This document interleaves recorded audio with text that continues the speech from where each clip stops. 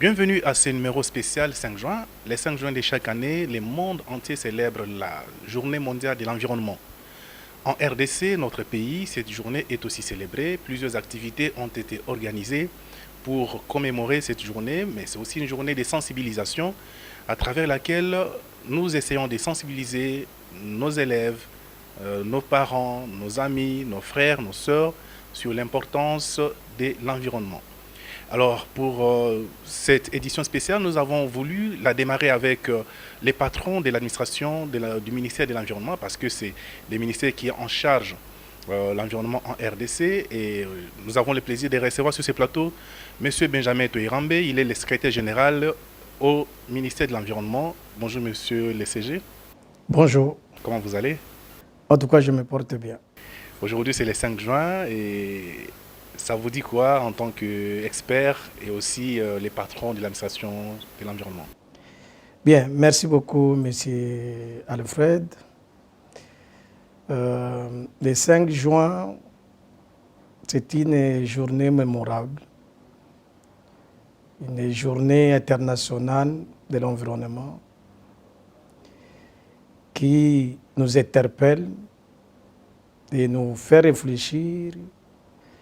Pour réfléchir encore, je me répète, sur comment fonctionne l'environnement dans notre pays et surtout au niveau mondial.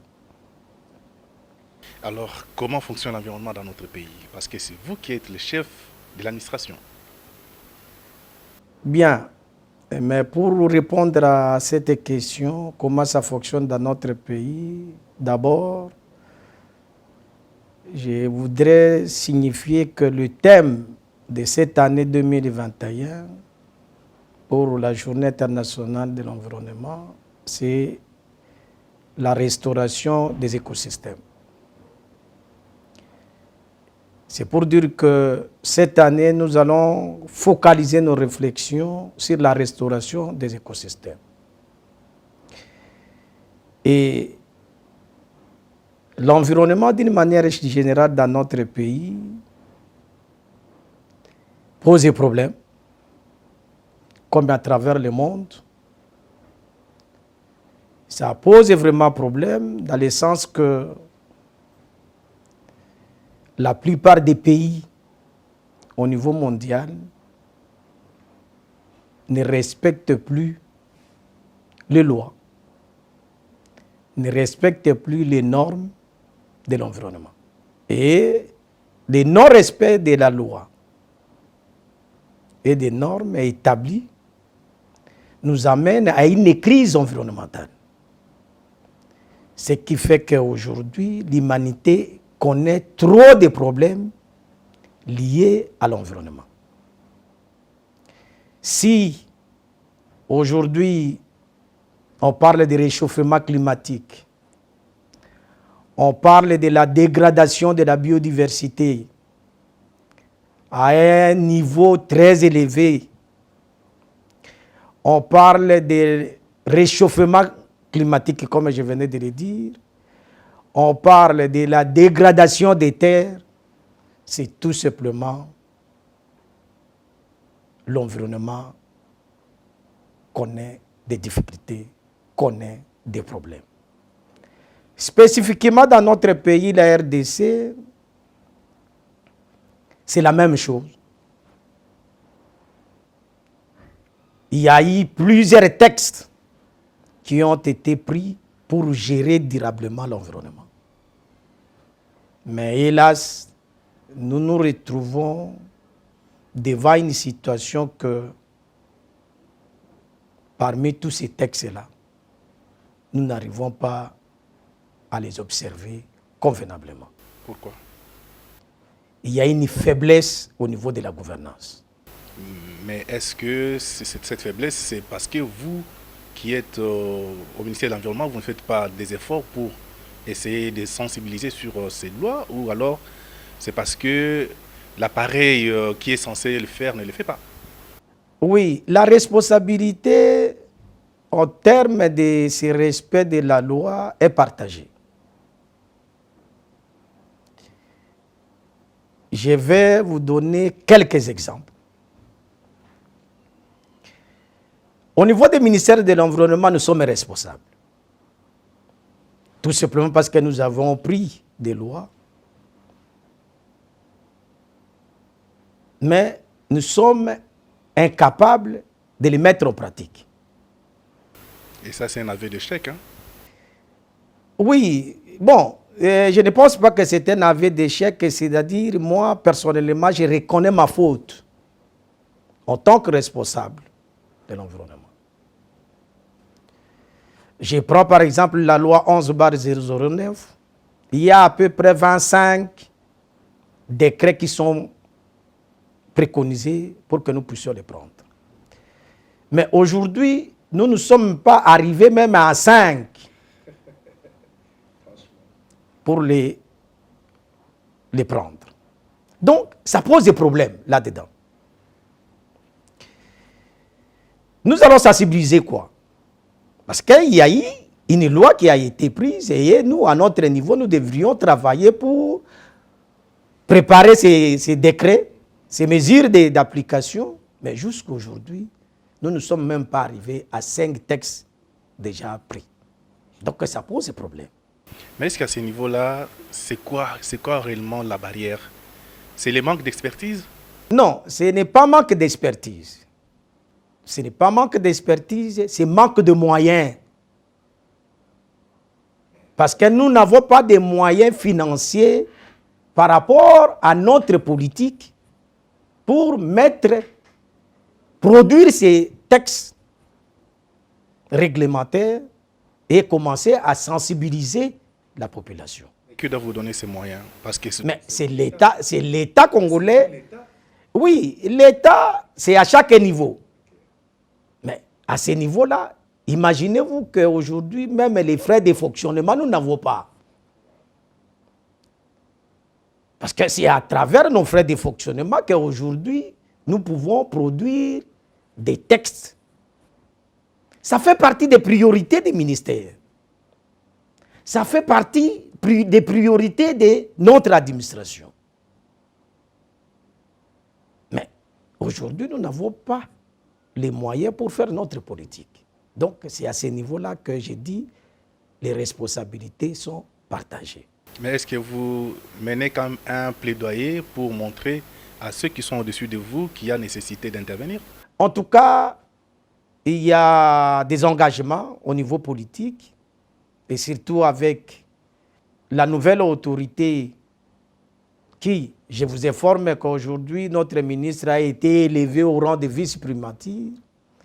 Et il y a un engagement ferme pour que nous puissions travailler avec ces textes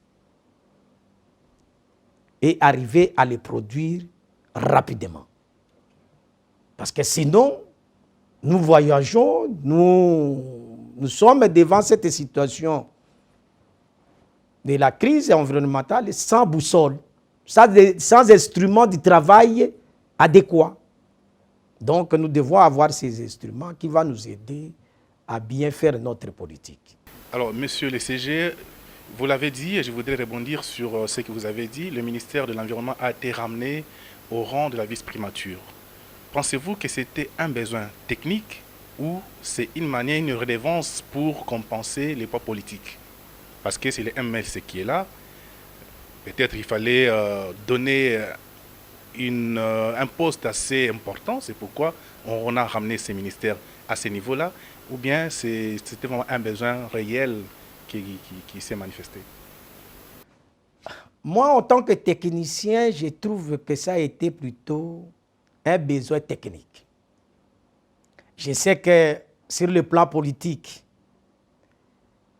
ça pouvait avoir un impact, mais là, je ne suis pas politicien. L'article 193 m'abstient à ne pas entrer dans la politique. Donc, je suis protégé de cet article de la Constitution 193. Mais pour nous, en tant que technicien, ça a été un besoin technique.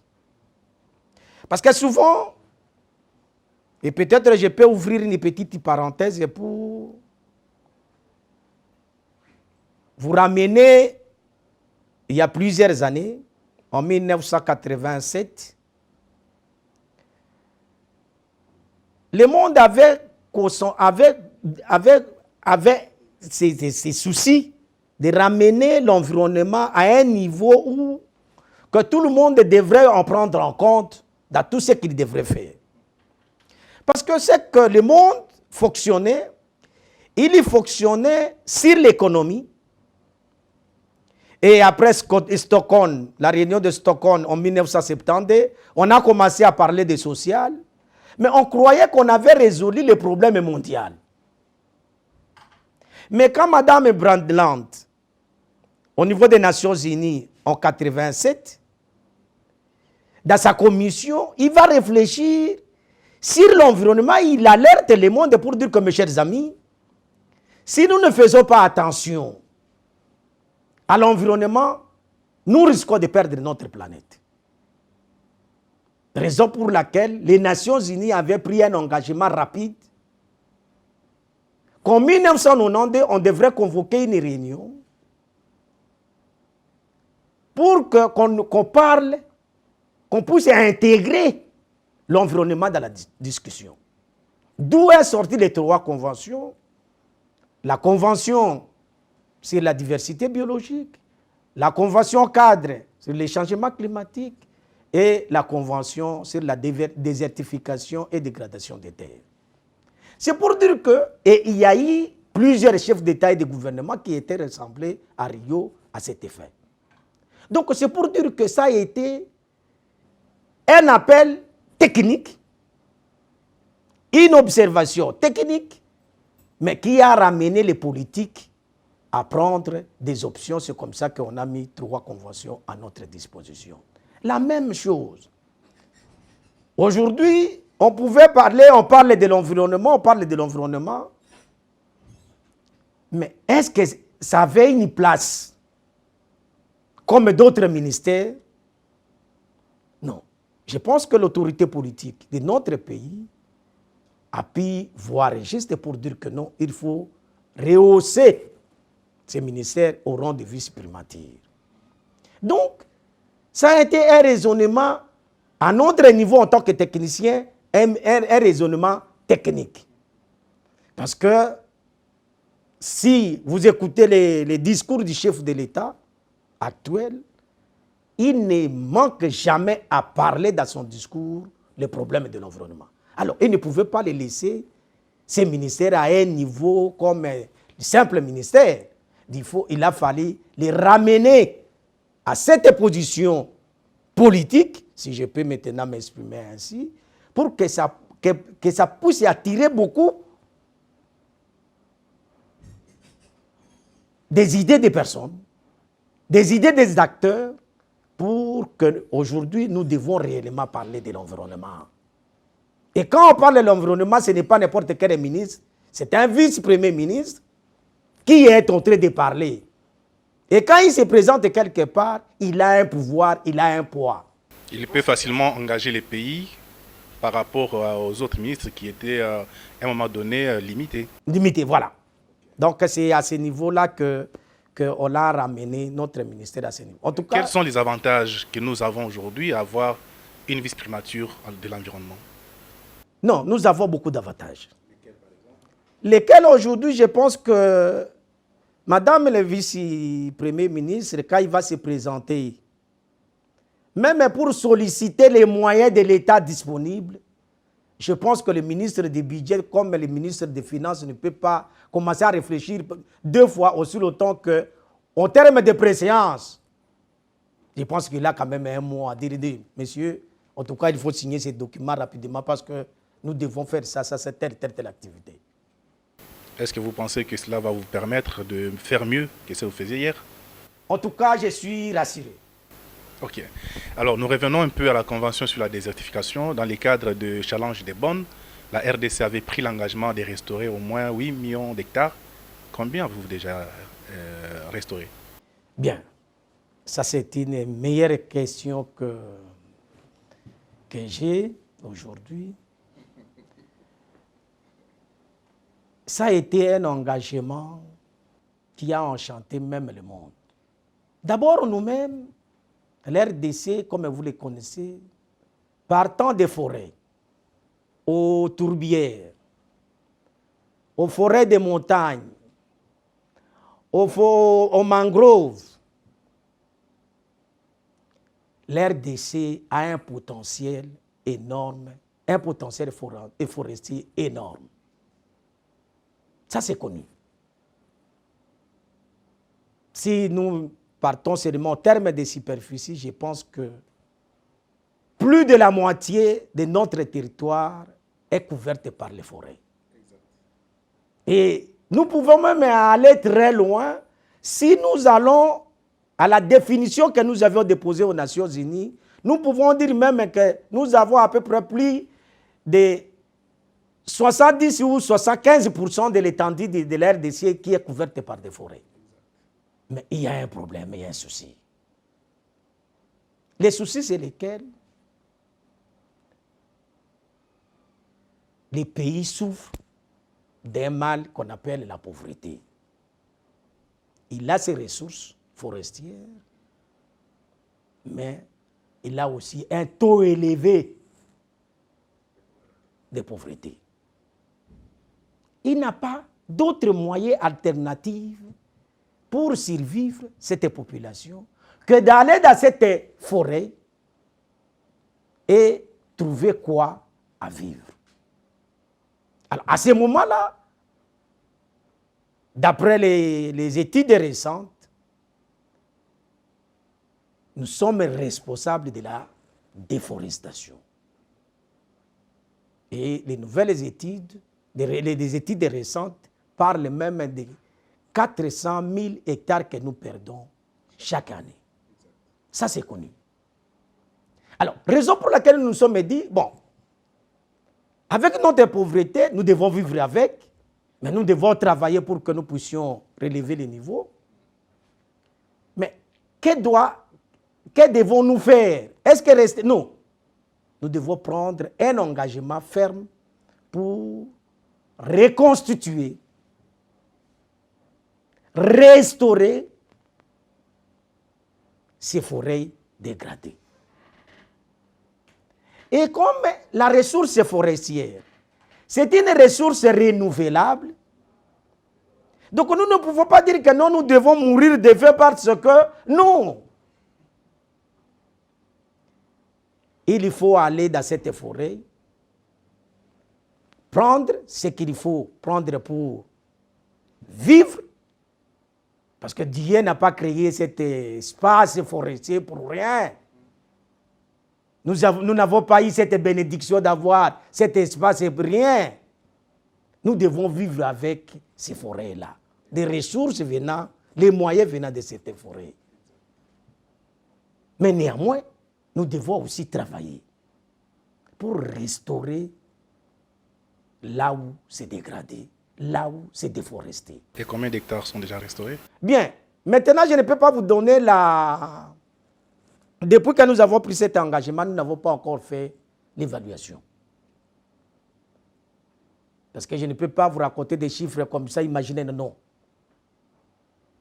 Je suis de l'administration, c'est le travail que nous sommes en train de faire avec notre laboratoire de géomatique au niveau de la direction d'inventaire et d'aménagement forestier pour savoir combien, depuis notre engagement, de bonnes. Et jusqu'à présent, nous avons combien? Mais néanmoins, les nouveaux chefs de l'État, ils nous amènent encore à la même philosophie pour que nous puissions encore restaurer davantage. Raison pour laquelle aujourd'hui, le 5 juin, les journées internationales de l'environnement, il dit nous devons faire un effort que chaque Congolais, et là je suis en train de lancer un appel à tout Congolais, qu'aujourd'hui, au moins chaque Congolais, que ce soit un enfant, que ce soit un écolier, que ce soit un fonctionnaire de l'État, un travailleur de telle société, que ce soit n'importe quel citoyen ou citoyenne congolais, doit planter au moins un arbre. Imaginez-vous, le chef de l'État parlait d'1 milliard d'arbres que nous devons planter.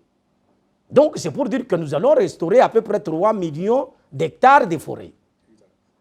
Vous comprenez? Mais si aujourd'hui, le 5 juin, nous tous, nous sommes aux environs de plus de 70 millions que chacun de nous, enfants comme vieux, enseignants comme administratifs, ministres comme bourgmestres, je pense que si chacun de nous arrive à planter un arbre, nous avions combien?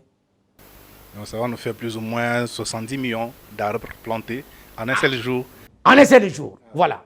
Donc, ça va devenir une habitude pour nous que à partir de ce 5 juin aujourd'hui, que ce mois de juin ici, que nous puissions en tout cas faire un mois de plantation des arbres. Mais ils vont planter où?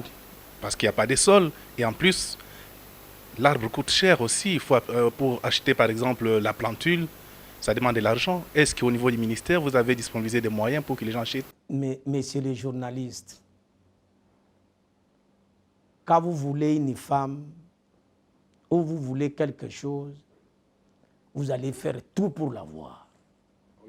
J'ai vu les Congolais pauvres, que je peux considérer pauvres, sur la rue, mais quand vous demandez sur le prix de son téléphone, il n'a même pas un salaire. Je prends par exemple le fonctionnaire de l'État. Un fonctionnaire de l'État qui a 120 000 francs congolais. Mais regardez son téléphone, c'est un Android qui coûte aux environs de 200 $. Donc il faut une volonté. Et quand on a une volonté, on peut tout. Et c'est ça ce que nous devons avoir dans un pays pauvre comme la RDC, d'avoir cette volonté-là. Vous voyez l'arbre ici, Moringa. Messieurs les journalistes, est-ce qu'il y a 5 ans, 10 ans, est-ce que vous voyez cet arbre Moringa ici dans la ville de Kinshasa? Non, il n'y en avait pas. Mais pourquoi aujourd'hui, dans chaque parcelle, allez à Lemba, Limité, vous allez voir que dans chaque parcelle, il y a un arbre de Moringa. C'est tout simplement la population, ce peuple, ces habitants de ces communes ont compris que non, Moringa a une importance. Il n'y a pas de démagogie là-dedans. Le Moringa a une vertu. Alors ils se sont dit non, si nous plantons, pour eux c'est médicinal, c'est alimentaire, mais que quelque part aussi, ça aide à lutter contre le changement climatique. Ça enrichit même le sol. Vous comprenez? Donc, le problème est que les Congolais veulent quelque chose de concret. Très bien, monsieur le CG, alors on avance parce que la RDC, vous l'avez dit, c'est un pays qui a plus de 60% de son territoire est forestier. Alors, aujourd'hui, est-ce que la forêt du Congo profite réellement à ces pays? Très bien pour la question. Vous savez, je peux vous dire sincèrement, il y a un oui et il y a aussi un non en même temps. Un oui, parce que cette population ne vit que de cette forêt-là.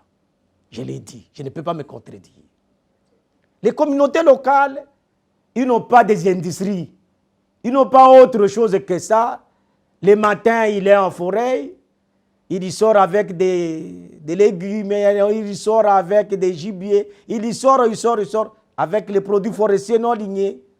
Ils ne vivent que de ces forêts-là. Mais je pense non en termes de la contribution au niveau du budget de l'État. Et c'est là où il y a un problème. Messieurs les journalistes, as-tu vu dans un pays au monde qui a moratoire forestier?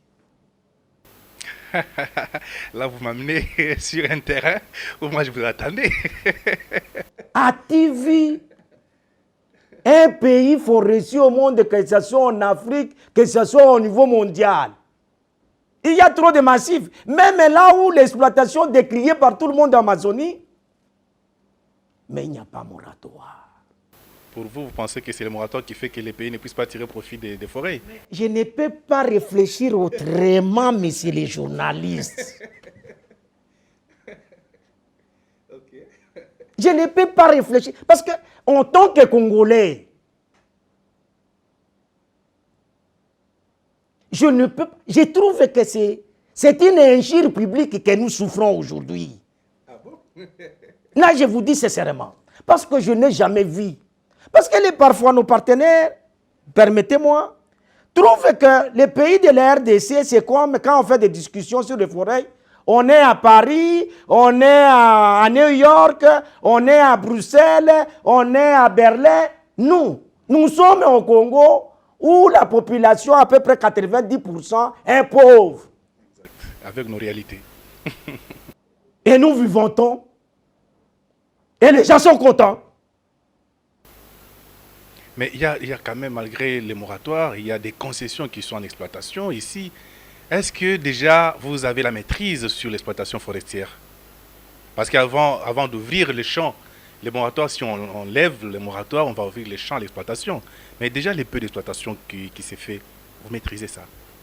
En tout cas, en termes d'exploitation forestière et industrielle, nous maîtrisons. Le problème est que parfois les gens racontent un peu trop de bobards autour. Parce que quand on voit un grimier passer, on dit oh non, bah c'est ici Zambaya, RDC. Non! Mais parfois tout le monde a vendu. Mais là, c'est un autre problème. Non, ça c'est un autre problème que les Congolais doivent bien réfléchir.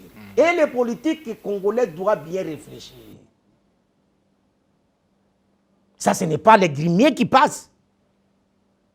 Parce que imaginez-vous que même ces grimiers qui passent et que les devises rentrent ici, comme ça se faisait avant les moratoires, quand nous avons les garanties d'approvisionnement. Parce que les devises rentraient ici. Je pense que même nos enfants ne peuvent pas manquer des bancs. Et aujourd'hui, nous prenons même l'option que, dorénavant, tout doit être transformé ici, sur place.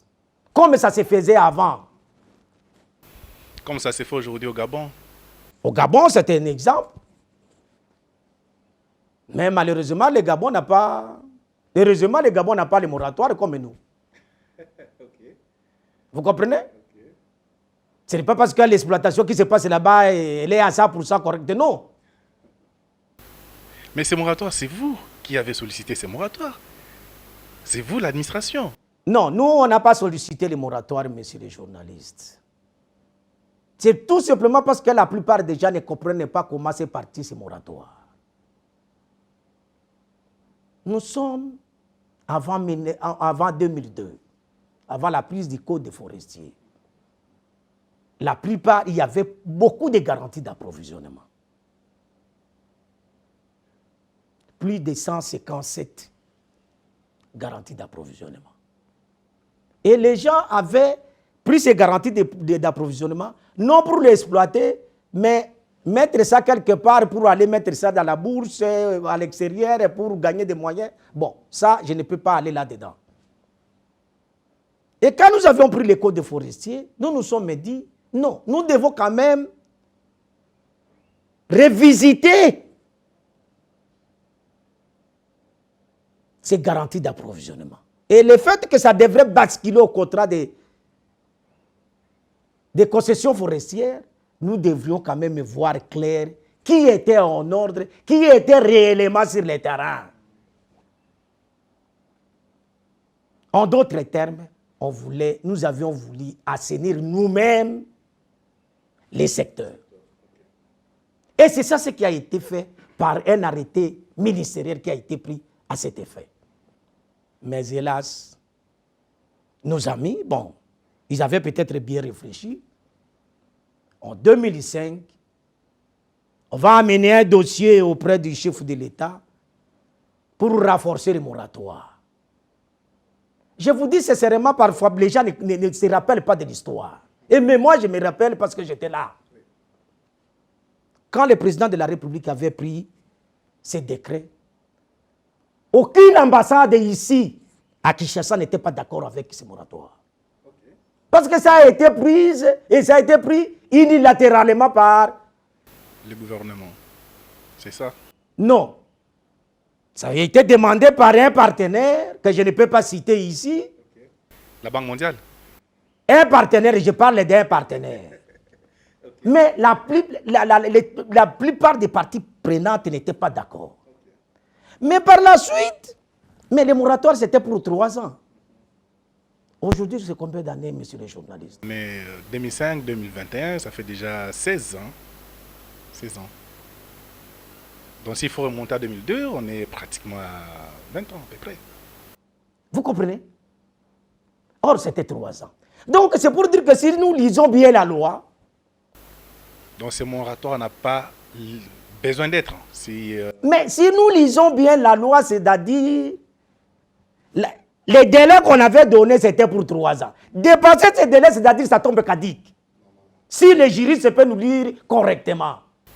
Mais pourquoi ça existe jusqu'aujourd'hui? Ah, mais voilà. C'est-à-dire quand vous voulez avoir un petit financement quelque part, conditionnalité, moratoire. Vous partez ici, vous voulez même épicer ici, moratoire. Mais mes chers amis. Donc c'est devenu comme... un gagne-pain. Un fonds. Voilà, tu dis bien. Okay. Ça devient un fonds de commerce pour certains acteurs. Papa, vous savez, parfois, je me moque de choses qui se passent dans ces pays. Et nous acceptons parfois de l'acceptable. Nous voulons l'appui des partenaires, mais pas jusqu'à ce niveau que nous devons devenir des esclaves. Vous savez, 200 millions de dollars pour avoir 200 millions de dollars dans ces pays, c'est comme ça, coûte combien? Ça vaut combien? Pas grand-chose, hein, si on doit considérer la richesse que nous avons. Mais exactement. Mais on n'en a pas malheureusement. Oui, nous avons. Parce que imaginez-vous, messieurs les journalistes, je vais vous faire un petit calcul. Je ne suis pas contre quelqu'un. Mais c'est un raisonnement que tout le monde doit le prendre avec beaucoup, comme un fils congolais.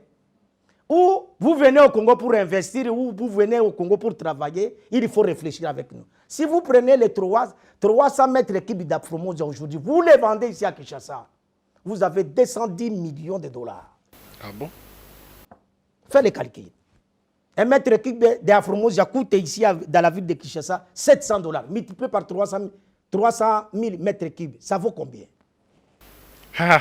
Mais c'est très intéressant, cette réflexion. Vous comprenez? Ouais. Donc c'est pour dire donc, seulement avec la Formosia, on peut déjà prendre 200 millions de dollars que nous avons reçus de la CAFI, par exemple. Bon, là, moi, je ne cite personne. Non. Il ne faut pas m'amener là-dedans. J'aime bien les partenaires parce qu'ils nous viennent en appui, mais nous devons avoir une bonne logique. Mais CG, pourquoi alors vous ne parvenez pas justement à canaliser ces efforts vers cette réflexion? Mais cette réflexion, quand nous les faisons, vous savez, messieurs les journalistes, je vais vous surprendre. Nous avons, je laisse un peu le moratoire à côté. Nous avons la politique, les documents de politique forestière. Dès qu'on ouvre pour commencer à parler de ces documents, pour commencer à l'élaborer, vous allez voir qu'il y a un partenaire qui va se positionner. Moi, je vais vous soutenir. On commence à y aller. Dès qu'on veut aller, on ferme la porte. Et on a tourné depuis 2002 jusqu'à aujourd'hui. Nous n'avons pas un document de politique forestière. Peut-être parce que vous avez la main tendue. Mais exactement, c'est ça, c'est que nous, moi personnellement, je veux que nous devons sortir de là. Comment alors le faire? Mais si l'État, les trésors publics, notre trésor public, nous aide à donner des moyens, c'est combien de moyens pour élaborer ces documents de politique forestière? C'est combien? Ça ne coûte même pas 300 000 dollars. Mais alors ça, c'est un point de volonté. Mais exactement, parce que le problème est que quand parfois nous disons des choses, C'est-à-dire nous-mêmes, Congolais, nous nous mettons en prison nous-mêmes. J'en appelle à tout le monde qui est en train de m'écouter, que nous puissions changer la façon de faire les choses. Nous avons besoin de nos partenaires. Mais nous-mêmes, nous devons aussi faire quelque chose pour que nous puissions nous prendre en charge. C'est ça la souveraineté. Exactement. Bien qu'à travers le monde, la souveraineté n'existe pas. Parce que quand nous voyons même les grandes puissances, quand un président fait quelque chose, même un petit pays quelque part, il va commencer à dire mais c'est que le monsieur là est en train de faire cette bêtise. Bon, parce que nous sommes unis dans une même planète et nous devons, et surtout dans les secteurs de l'environnement, nous devons travailler ensemble parce que nous avons un problème commun. L'environnement n'a pas de frontières. Il n'y a pas un passeport avec l'environnement. Corona a quitté Chine, arrivé ici en RDC, personne ne lui a demandé donnez-nous votre passeport, votre visa, personne.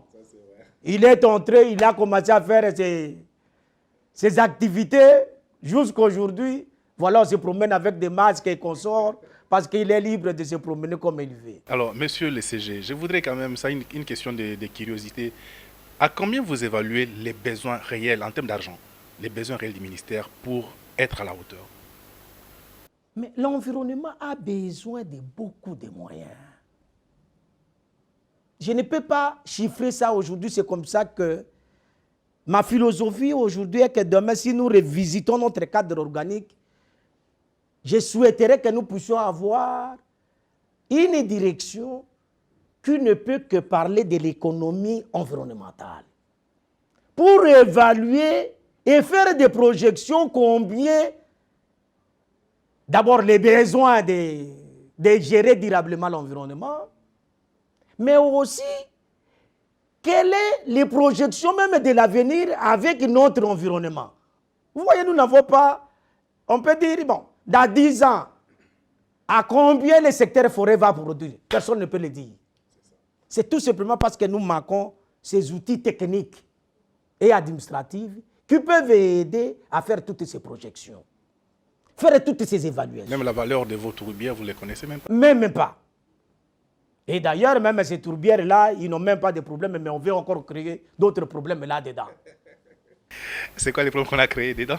Mais il faut écouter les discours des uns et des autres pour voir les problèmes. Parce que les tourbières, qui connaît les tourbières? Est-ce que vous connaissez les tourbières?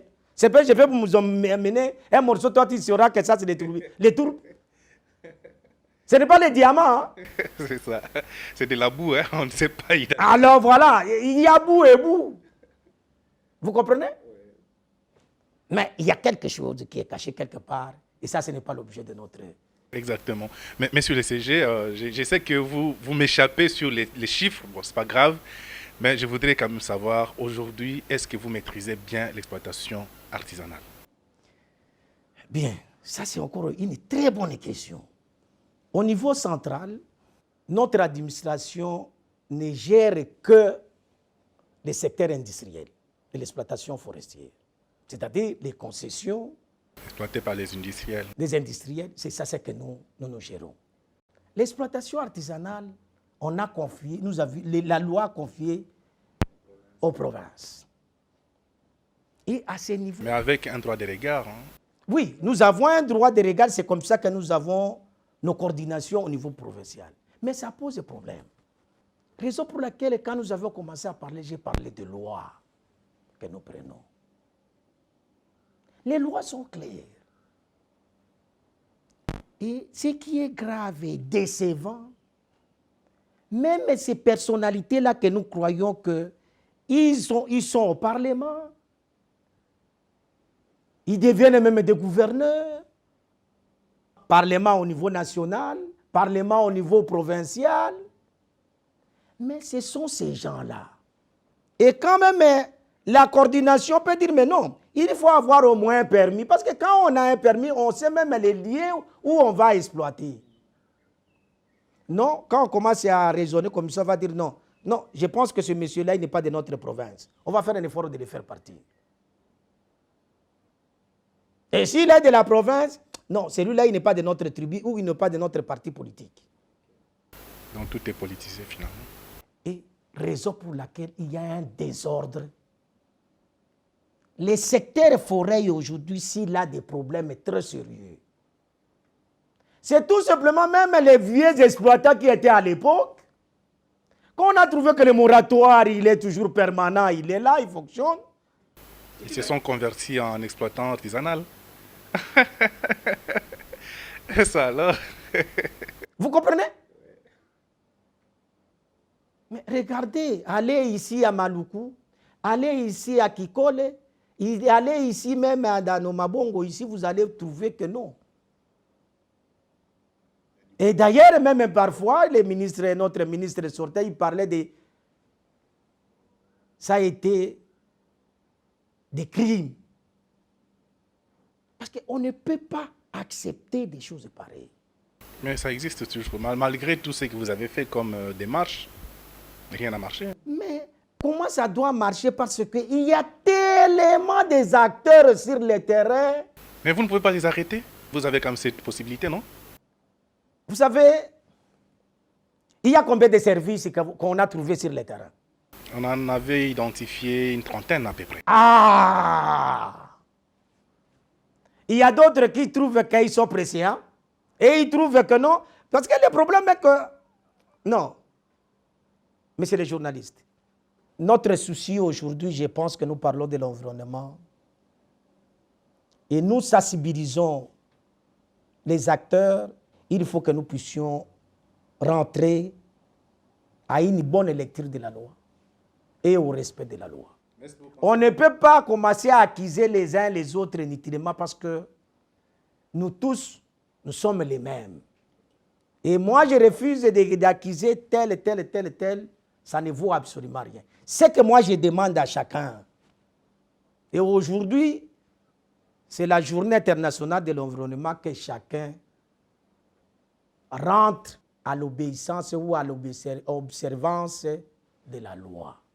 Et là, vous voyez, messieurs les journalistes, c'est notre problème a des problèmes très sérieux. C'est tout simplement, nous sommes devenus incapables et alors incapables d'observer la loi. Alors, monsieur le CG, nous tendons pratiquement vers la fin. Je sais que vous avez beaucoup de choses à faire. Je ne voudrais pas vous prendre tout votre temps. À quand est-ce que la RDC va toucher aux premières retombées du crédit carbone? Tu m'amènes des questions très... Mais je suis devant un technicien. Donc En tout cas, je ne fais pas une promesse, mais il y a beaucoup d'acteurs qui sont sur le terrain. Aujourd'hui, nous commençons à enregistrer beaucoup de demandes de concessions de conservation, tout simplement pour aller dans ces marchés carbone. Le carbone, on ne va pas exploiter le carbone comme on exploite un bois. Non. Il y a tout un long processus, et même pour aller dans ces marchés-là. Il faut avoir une grande technicité. Il faut avoir beaucoup de moyens pour investir en amont, parce qu'il y a des audits.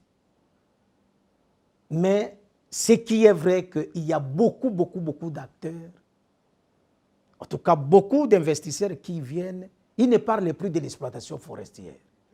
Maintenant, ils parlent du crédit carbone. C'est une bonne chose, raison pour laquelle nous sommes en train de travailler pour que demain nous puissions bien canaliser les choses. Parce que nous ne voulons pas tomber entre les mains des aventuriers. Qui sont ces aventuriers? Quelqu'un, il vient, il va voir un politicien pour dire que non, moi, j'ai la capacité d'amener le carbone de la RDC, l'amener dans un marché où ça coûte 10 $ ou 20 $ la tonne. Non, ça, ce sont des aventuriers. Il faut qu'ils soient canalisés au ministère. Ça ne peut pas se faire en dehors du ministère. Est-ce que vous avez déjà identifié des cas comme ça? Oui, on a identifié dans des pays, il y a des pays qui travaillent, dans tel pays, on téléphone, on dit oh non, nous sommes en train de travailler avec des telles firmes au niveau de la RDC et on a eu l'autorisation pour que les carbones des forêts de la RDC, nous allons les amener au marché carbone. Et vous n'êtes pas au courant de ça? On n'est même pas au courant. Qui a signé les papiers, on ne connaît même pas. Et il t'appelle au téléphone. Hein. Alors, vous croyez un peu. Donc, il y a tellement des aventuriers ici. Alors, il faut qu'on évite.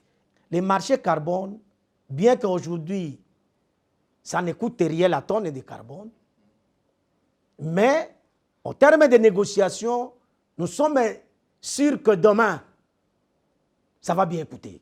Alors, mon avant-dernière question, c'est sur la RED. Je sais que vous avez une très bonne expertise sur cette question. Je voudrais savoir, est-ce qu'aujourd'hui, on peut penser que la RED était un succès en RDC? Ça c'est une bonne question. La RED a été un succès. Vous avez des exemples pour me prouver que ça a été un succès? Non, je vais vous approuver parce qu'il y avait des étapes. Quand nous nous sommes engagés en 2009 dans ce processus RED, dans beaucoup de pays, mais la RDC a travaillé avec toutes les parties prenantes. C'est-à-dire, s'il y a un processus que moi je trouve que ça a bien marché dans ces pays, c'est le processus RED. Pourquoi? Mais c'est les journalistes. En 2002, je rentre en 2002, quand on a pris les codes des forestiers. Quand on voulait parler de la problématique d'aménagement du territoire, c'était un tabou. En 2002, là, je vous situe géographiquement. Quand on parlait des terres, c'était un tabou. On vous voyait à l'est, il y a un souci, et à l'ouest, il y a un souci. Donc, il n'y avait que des soucis et des soucis. Mais avec les processus RED, quand nous avions mis en place notre stratégie, donc d'abord notre coordination, et après notre stratégie, je vous dis, nous avions réuni toutes les parties prenantes. S'il y a un processus qui a amené toutes les parties prenantes autour d'une table, c'est le processus RED. Ça, c'est un élément gagné. Et aujourd'hui, même dans le secteur de l'environnement, vous ne pouvez pas parler sans quelqu'un de la société civile qui est à côté. Vous ne pouvez pas parler de l'environnement sans qu'il y ait quelqu'un, un privé à côté. Non. C'est-à-dire que le processus RED nous a amenés dans une famille où nous devons régler nos problèmes autour d'une table. Donc ça, c'est un avantage. Et toutes les étapes qui étaient prévues dans ce processus, en tout cas, nous les avions accomplies avec beaucoup de succès. Bien qu'il y ait eu des faiblesses quelque part. Prenons par exemple les données qui ont été pendant cette phase préparatoire. Ces données-là n'ont pas été capitalisées.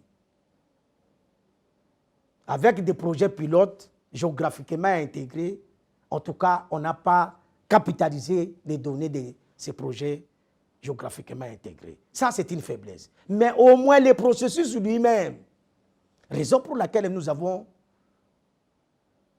des programmes d'investissement des forêts, PIF.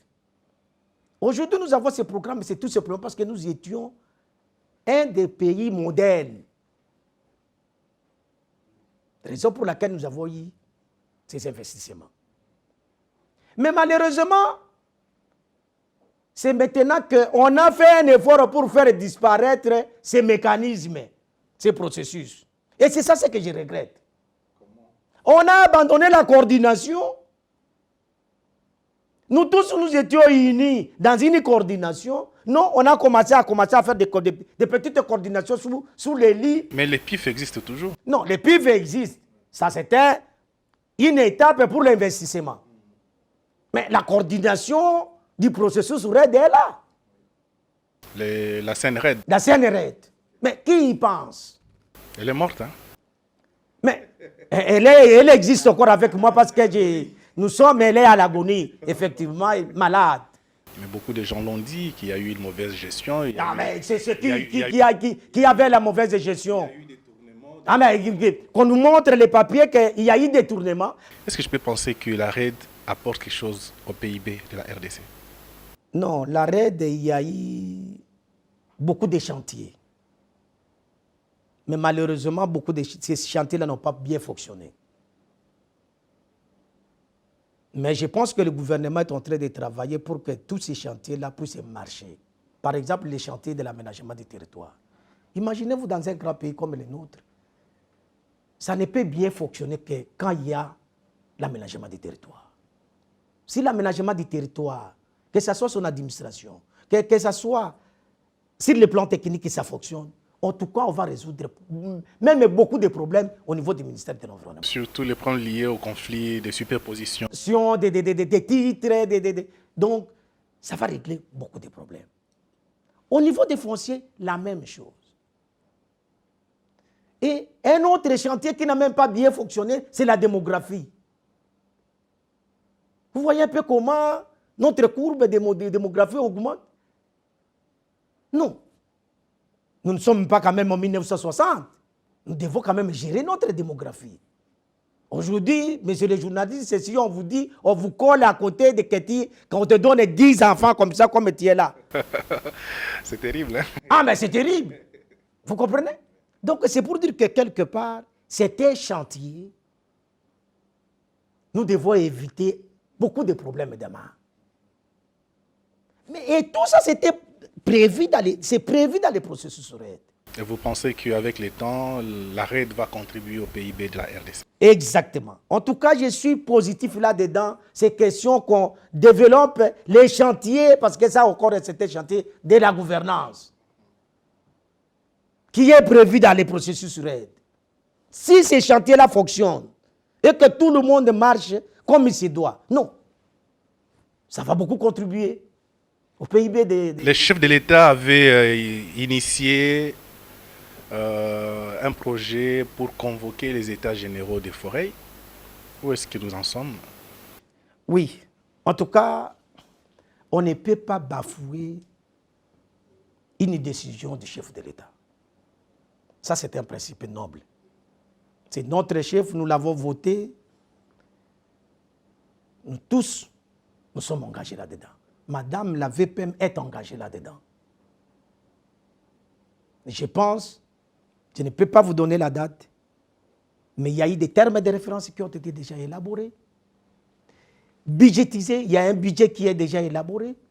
Donc, je pense que bientôt, Madame va se charger de ces dossiers pour que nous puissions aller dans ces états généraux.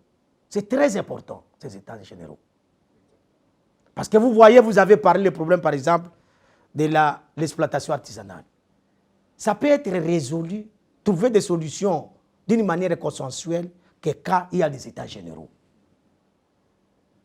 Il y a, par exemple, la révisitation du code des forestiers. Parce que le processus RAID, il n'a pas un soubassement légal. Donc, si on revisite les codes des forestiers aujourd'hui, vous allez voir que le processus RAID va s'aligner dans ces codes des forestiers et nous allons avancer. Donc, c'est là où nous attendons. Nous souhaitons que bientôt, en tout cas, nous sommes engagés pour que ces états généraux puissent avoir lieu. Monsieur le CG, je voudrais que vous puissiez regarder cette caméra et vous adresser aux Kinois, surtout en Lingala, sur cette journée. Qu'est-ce que les Kinois doivent faire? Bande Konangai ya Kinshasa. Mokolo mwalelo mwamitano sanza ya motoba mbula ya tuku mili mibale na tuku mibale na moko ezali mokolo munene oyo molongo mobimba bayokani po bakoka koyeba komanyola makambo ebele e makambo maike na cadre ya environnement. Ezali mokolo moko munene yango wana nazali kosenga na bino surtout bandeko na biso ya Kinshasa ke mokolo oyo ya le 5 juin esengeli biso baso par rapport na teme oyo epesameli yo molongo ke tosengeli to restaurer bazamba na biso oyo ebeba mabele na biso oyo mabeba tosengeli tolona banzete nzete ezali na motu ya munene soko tolingi toloba bobele mpo na nzete lelo na mono tokoloba mingi me ezali likambo ya lelo te me tolona banzete parce que moko na biso ayebi lotomo monene oyo ezali ya nzete. Nzete ekobenga mbula, nzete ekopesa biso malili, nzete ekopesa biso mbuma ya kolia, nzete ekopesa biso mbinzo, nzete ekosala ke esalisa biso po ete tokoka koyeba kolite contre bagazi oyo ezali kotelengana na mopepe. Na ko combattre pe ba lobwaku. Pe ko combattre ba érosion. Merci beaucoup, Papa Secrétaire Général. Naïbi Kenazio Matan Ebele, mais ils qui important pour être tous à calopé boété, ils appellent Malalibo Soto Zoyo, et c'est qu'il a qui ose à la topé Sotan Ebele pour s'exprimer, pour Banamboka. Va comprendre, et le connaît Zali Koleka, dans le ministère, il y a environnement, et c'est Kayozali Mokonzi. En tout cas, topé sur Boton, dit pour Nathan au Pessibiso, et nous fixons rendez-vous prochainement, certainement pour d'autres sujets. On a abordé certains sujets de manière superficielle, mais je pense que je reviendrai vers vous pour les enrichir davantage, parce que je reconnais en vous les capacités d'un bon technicien, et je sais qu'à tout moment, je peux revenir vers vous. Merci beaucoup, messieurs les journalistes. Ça a été honneur pour moi, et surtout que tango nazali kotanga makomi oyo ozali kokoma mapesaka ngai esengo mingi. Merci beaucoup. Tala oyo komaki dernièrement osadi okosi te neti lokola bandeko mosusu oliete akoma bosembo abandi kokosi non. En tout cas nazali kosenga yo pe nazali ko encourager okende na nzelo wana parce que soko tozali koloba makambo na bosembo soko bato ba commission te mais nzambe oyo asali likolo na se akokumisa yo pe akomema yo musika. Amen. Merci beaucoup. Donc c'est par ici que nous mettons un point à cette édition spéciale 5 juin avec le CG Benjamin Toirambe, et je vous fixe rendez-vous dans la suite des temps avec d'autres invités parce que, comme vous le savez, le 5 juin, c'est une journée spéciale et nous allons vous faire découvrir les réflexions de chaque acteur à travers cette journée. Mais d'ici là, je vous promets de vous revenir bientôt avec un autre invité. Portez-vous bien et à la prochaine.